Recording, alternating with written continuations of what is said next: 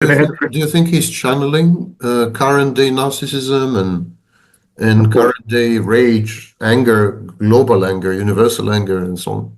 One of the elements next to this that I mentioned in his lasting and at times kind of revived popularity or increased popularity is definitely the narcissistic tendencies in his readers, because really, if you read him and these things that he says about how there are the distinguished people and then there is the herd, and if you continue reading this, the works in which he says this, and these are his major works, and you have a largely positive view of his works, well, then this is symptomatic, because which normal person, only people who are very, very accomplished would have a right then to side on the side of distinguished and say, yeah, I agree, I am like that.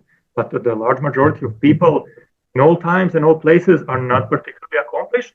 So therefore, most of his readers get a sense of being something grand, although they are not, they don't have the accomplishments for that, not even close, but vicariously through his writings, and then even adopt that standpoint, like kind of Nietzsche gave me the okay to be like this, and then simply seem obnoxious, and then even some of them seem to be personally offended when you criticize Nietzsche's works. It's a cult. It's a cult. They're narcissistically invested, and already in the 1890s, there were several works called Nietzsche-cult on the Nietzsche-cult, and now again we have a Nietzsche-cult actually, because they have little tolerance for dissent, and even some of them seem to experience narcissistic injury if you criticize their master. And this is religion. And everything you describe put together is religion. In religious texts, no exception, you have contradictions, multiple contradictions, so you can always find the right verse to support your cause.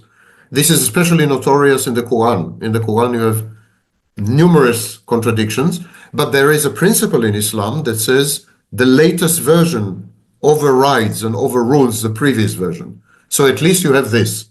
But in the New Testament, Old Testament, Rig Veda, you name it, in all religious and quasi-religious texts, you have multiple contradictions.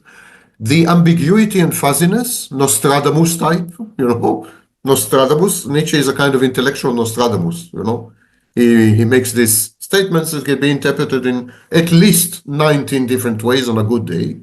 So he's always right, and so on. But all these elements, if you put them together, they actually describe a secular religion.